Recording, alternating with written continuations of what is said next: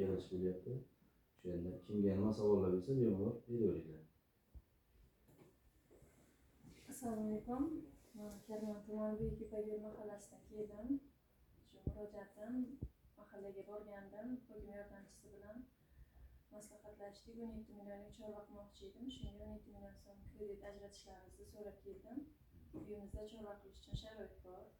Mol qilmoqchiman. Qiyinchiliklar bo'lmaydi. Yo'q, sharoitimiz mol boqish uchun bor. Ko'nikmangiz bor. Bor, ko'nikmamiz bor uyda.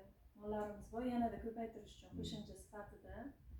Uyimizda sharoit bor, hovlida turamiz. Hamma sharoit bor. Hokim yordamchisi mahalladan bankdan borib, uyimizni borib tekshirib ko'rib ketishdilar. Shunga murojaatimizni ijobiy hal qilishingizni so'rab keldik.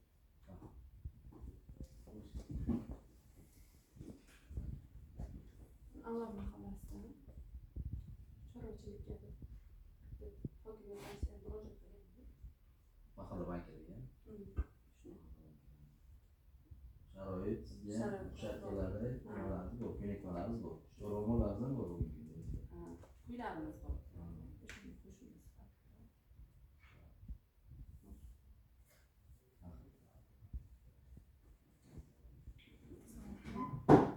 Degan mahallasidan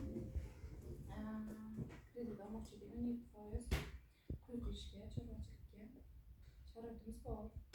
Boqishga hamma narsa bor, imkoniyatlar boqishga. Oldin shug'ullanib kelasizmi? Oldin qilganman. Yana qilish niyatim bor. Shunga kredit so'rab keldim. Ijobiy hal qilishga.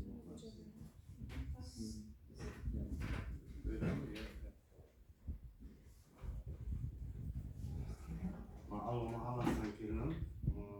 Bugun ishsiz bo'ldi. Bandligini ta'minlash uchun, uyga chorva qilish uchun kredit so'rab kelgandim. Xursand bo'ldim. Xotin-qizlarga imtiyozlari ancha yaxshi ekan. Bank xodimlari borib ko'rishdi, o'rganish sharoitida. Oldin ham shu ish bilan shug'ullanganmiz. Qo'shimcha yerimiz bor. Shunga chorva